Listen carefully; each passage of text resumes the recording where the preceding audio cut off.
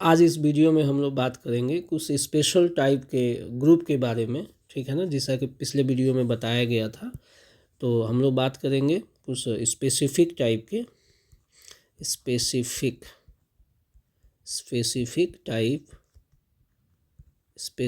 Type of phrase, ठीक है, जो कि काके की से ही संबंधित है, जिसमें मुख्य रूप से जो है ऑफ फ्रेज का माने बातचीत होगा। ऑफ फ्रेज आप लोग जान ही रहे होंगे कि ऑफ जिसमें प्रयोग होता है उसी को हम लोग ऑफ फ्रेज कहते हैं। तो ऑफ फ्रेज के बारे में हम लोग चर्चा करेंगे, ठीक है ना। तो आज का जो टॉपिक है उसका मुख्य जो मुद्दा ये है कि कुछ ऐसे समूह है जिसमें हम लोग अंग्रेजी का जब अनुवाद करते हैं तो ऑफ लगा देते हैं, जबकि हिंदी में काके की नहीं होता है। या कुछ ऐसा समूह है जिसमें हिंदी में काके की होता है लेकिन उसका अनुवाद हम लोग ऑफ के द्वारा नहीं करते हैं। तो ये दो विशेष प्रकार के फ्रेज की ही हम लोग चर्चा करेंगे, ठीक है। तो अब हम लोग बातचीत करने चलते हैं कि कुछ ऐसे समूह की बात करेंगे जिसमें काके की नहीं है लेकिन इसका अनुवाद जो है ऑफ के द्वारा किया जाता है, ठीक है। तो इसको हम लोग हेडिंग दे देंगे 1 नंबर में ऐसा समूह जिसमें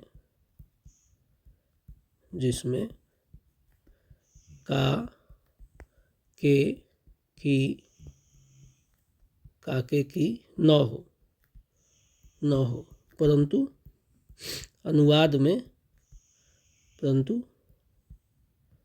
अनुवाद में ऑफ फ्रेज का प्रयोग होता है, ठीक है। तो हम लोग का सबसे पहला जो है ऐसा समूह है जिसमें काके की तो नहीं है लेकिन ऑफ फ्रेज हम लोग अनुवाद में ऑफ फ्रेज का प्रयोग करते हैं। क्लियर हो गया। चलिए, तो सबसे पहला इसके अंतर्गत जो है 1 नंबर, एक कप चाय। अब इसका जो हम लोग अनुवाद करेंगे अंग्रेजी में, इंग्लिश में, तो इसका अनुवाद होगा a cup of T. Clear हो गया। हिंदी में आप देख सकते हैं काके की नहीं है, फिर भी अंग्रेजी में इसको अ कप ऑफ टी का इसका अनुवाद किया जाता है, ठीक। दूसरा उदाहरण देख लीजिए, एक गिलास पानी, ठीक। अब इसका हम लोग अंग्रेजी में अनुवाद करेंगे अ ग्लास ऑफ वाटर। इसके भी हिंदी में काके की नहीं है, फिर भी इसका अंग्रेजी में जो है ऑफ का प्रयोग किया गया है, ठीक है। दोनों में जो है हम लोग ऑफ का प्रयोग किए हैं। अब 2 नंबर,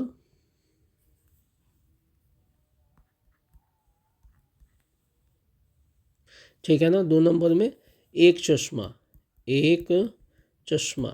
ठीक है। अब इसका अनुवाद हम लोग क्या करते हैं, इसका अनुवाद किया जाता है अ पेयर ऑफ स्पेक्टिकल्स, ठीक है। स्पष्ट हो गया। इसमें भी हम लोग ऑफ का प्रयोग कर रहे हैं जैसा कि आप देख सकते हैं, जबकि हिंदी में कहीं से भी काके की का प्रयोग नहीं है, ठीक है ना। अब यहाँ पे भी एक चीज़ और स्पष्ट कर दूं कि यहाँ पे जो पेयर शब्द का प्रयोग हुआ है तो इसका अब हिंदी आप लोग मत निकालिएगा। यहाँ पे जो है हिंदी निकालते समय आप पेयर ऑफ का ही मतलब एक निकल रहा है, ठीक है ना। पेयर ऑफ मीन्स एक हो गया। चलिए, और देखिए इस तरह से, और इस तरह के और भी उदाहरण, जैसे एक फुल पैंट, ठीक है ना। एक फुल पैंट, अब इसका हम लोग क्या अनुवाद करेंगे, अ पेयर ऑफ ट्राउजर्स, ठीक है। अ पेयर ऑफ ट्राउजर्स, एक फुल पैंट का अंग्रेजी हो जाएगा अ पेयर ऑफ ट्राउजर्स, ठीक है। एक और उदाहरण देखिए, एक जोड़ी जूते, ठीक, एक जोड़ी जूते। इसका अनुवाद होगा a pair of shoes, clear हो गया, ठीक है ना। यहाँ पे भी हम लोग ऑफ का प्रयोग किए, जबकि हिंदी में काके की नहीं है। अब हम लोग बात करेंगे तीसरे ग्रुप की, ठीक है। तीसरे ग्रुप में जैसे एक कागज़, ठीक, एक कागज़। अब एक कागज़ का अनुवाद होगा अ पीस ऑफ पेपर, ठीक है। इसी तरह से एक सलाह, इसका इंग्लिश होगा अ पीस ऑफ एडवाइस, ठीक है।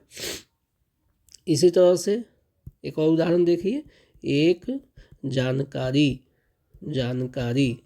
ठीक, इसका अनुवाद होगा अ पीस ऑफ इंफॉर्मेशन, ठीक है, अ पीस ऑफ इंफॉर्मेशन। इसमें भी काके की नहीं है हिंदी में, लेकिन इसके साथ भी हम लोग, इसका अनुवाद में भी हम लोग ऑफ फ्रेज का प्रयोग कर रहे हैं। यह स्पष्ट है, ठीक है, क्लियर हो गया, ठीक है ना। अब हम लोग बात करते हैं दूसरे समूह की। दूसरे समूह में जिसमें काके की तो उपस्थित है 2 नंबर में, ऐसा समूह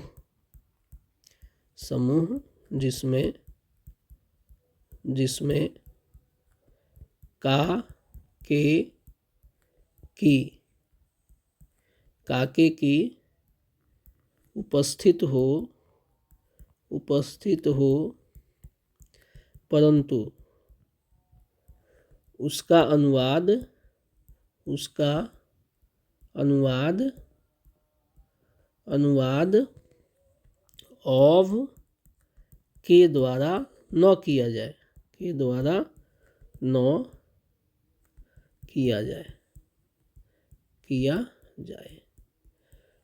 ठीक है ना। तो अब हम लोग बात करेंगे ऐसे समूह का जिसमें काके की है लेकिन उसका अनुवाद ऑफ नहीं होगा, ठीक। तो बहुत लिमिटेड है ये सब, ठीक है ना। जैसे इस समस्या का समाधान,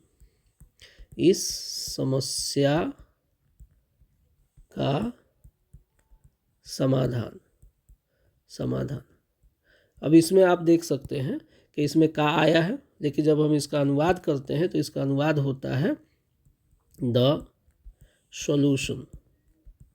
सॉल्यूशन टू दिस प्रॉब्लम, ठीक है ना। तो यहाँ पे जो है इस का अनुवाद क्या हो गया, टू हो गया। यहाँ पे एक और विशेष चीज़ देख सकते हैं कि समाधान को हम लोग इधर लिखे हैं, इस समस्या को हम लोग इस तरफ ले गए हैं, तो स्थान भी परिवर्तन हुआ है, जैसा कि का के ऑफ फ्रेज में होता है, लेकिन यहाँ पे का के स्थान पे टू का प्रयोग किया गया है, ठीक है। और भी कुछ इस तरह के। दूसरा उदाहरण देखिए, दुर्घटना का कारण, ठीक है। अब इसका अंग्रेजी अनुवाद हम लोग करेंगे the reason for the accident.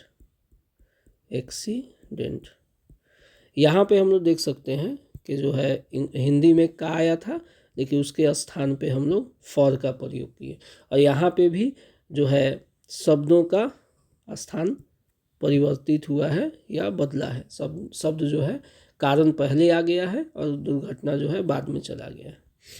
और भी उदाहरण देख लीजिए, जैसे इस बीमारी का इलाज, ठीक, इस बीमारी का इलाज। अब इसमें हम लोग क्या करेंगे, इसका अनुवाद हम लोग कैसे करेंगे, तो the cure for this disease, ठीक है ना।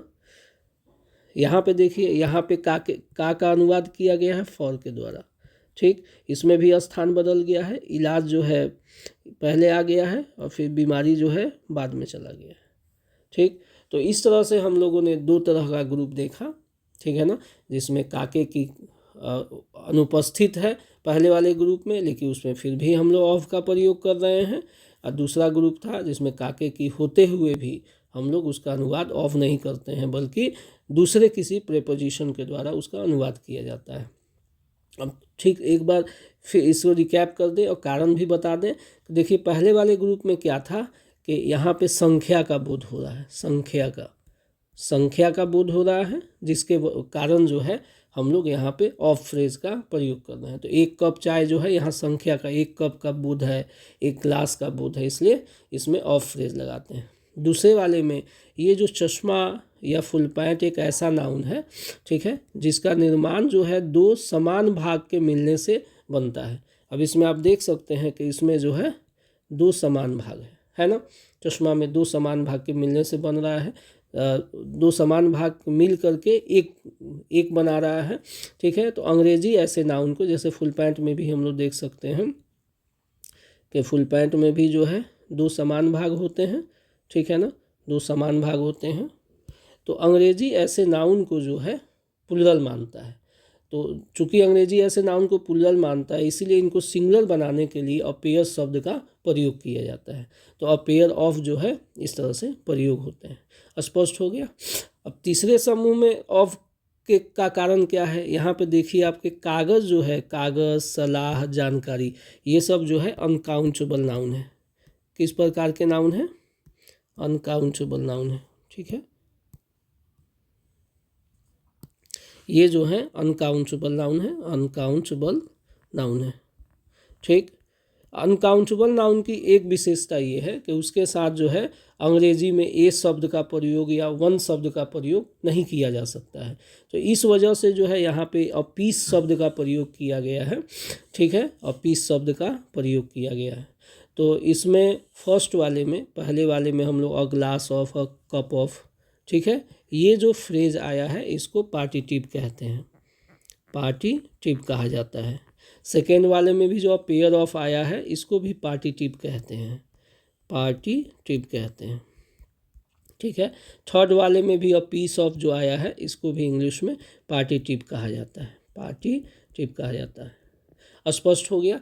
तो इस तरह से हम लोगों ने देखा कि यहाँ पे तीन जो हम लोगों ने बातचीत किया, जिसमें हिंदी में काके की नहीं है लेकिन इंग्लिश में आया है ऑफ, क्लियर हो गया। तो ये सब पार्टिटिव का प्रयोग किया गया है, ठीक है। अब हम लोग आते हैं सेकेंड वाले में, जिसमें काके की उपस्थित था लेकिन काके की का अनुवाद ऑफ के द्वारा नहीं किया गया। तो इसका रीज़न ये है, इसका कारण ये है कि यहाँ पे जो टू का जो प्रयोग हो रहा है, जैसे फर्स्ट वाले उदाहरण में हम लोग देख सकते हैं टू का जो प्रयोग, ये टू आया है सॉल्यूशन के कारण। कुछ ऐसे शब्द होते हैं, हम लोग इसको बात करेंगे प्रीपोजिशन के दौरान, कि कुछ ऐसे शब्द होते हैं कि उनके बाद कुछ खास प्रकार का ही प्रीपोजिशन प्रयोग हो सकता है। यहाँ जैसा कि सॉल्यूशन के बाद टू हम लोग प्रयोग करते हैं, रीजन के बाद जो है फॉर का इंग्लिश में प्रयोग होता है, क्योर के बाद भी फॉर का प्रयोग होता है इंग्लिश में, चाहे उसका हिंदी जो भी अर्थ निकलता हो। यह स्पष्ट हो गया। तो इस तरह से आज के वीडियो में हम लोगों ने कुछ विशेष प्रकार के फ्रेज की चर्चा किया।